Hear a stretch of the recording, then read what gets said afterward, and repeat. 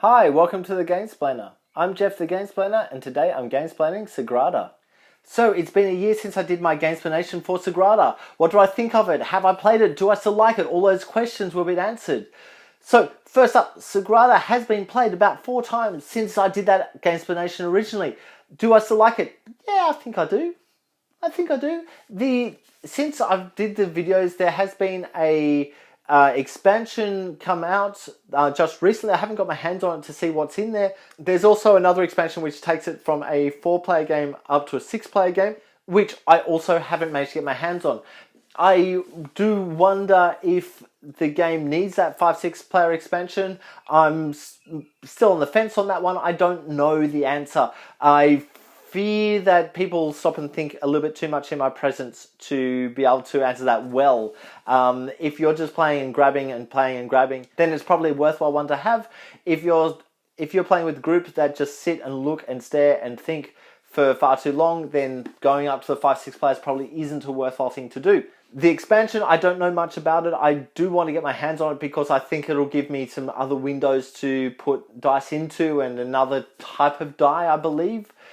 Which sounds interesting. I have found that this game works really well for some brains and works really not well for other brains. Because you're dealing with both color and number on the dice that have been rolled, the manipulation of where to put things on your little board, it's quite tough for some ways of thinking. It's also quite easy for some other ways of thinking.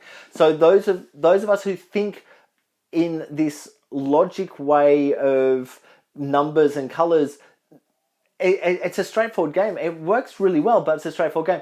But you'll come up against people who are looking at it going, oh, I think I can put that there, and just they don't quite have that way of thinking the same, and so it makes it for a really hard game for them because they'll cover up things that they probably shouldn't be covering up, or they'll leave open things that should be covered up by that stage in the game, and they end up with these big opening gaps. And I find that with this game, that anyone who has gaps, if you are someone who manages to cover up your entire board, you're going to beat the person who has the gaps.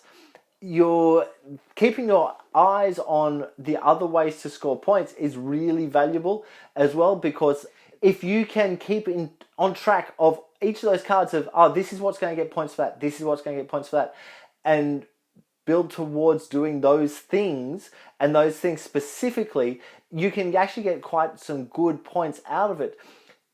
You've got to make sure everyone at the table understands the value of those cards. Okay, look, I'll leave it there with Sagrada. If you have played Sagrada and you've forgotten about it, pull it back out, have a play of it. If you haven't played it before, and you're interested, please go ahead and watch my Gamesplanation to get a feel for how the game plays and what's going on with the whole manipulations of everything. If you have any games that you would like to be gamesplaned, please shoot me an email at thegamesplainer@gmail.com. Follow me on Instagram and Twitter at thegamesplainer to keep up to date with the games that I'm playing. Subscribe to my videos to keep up to date with the games that I'm gamesplaining. And until next time, enjoy gaming.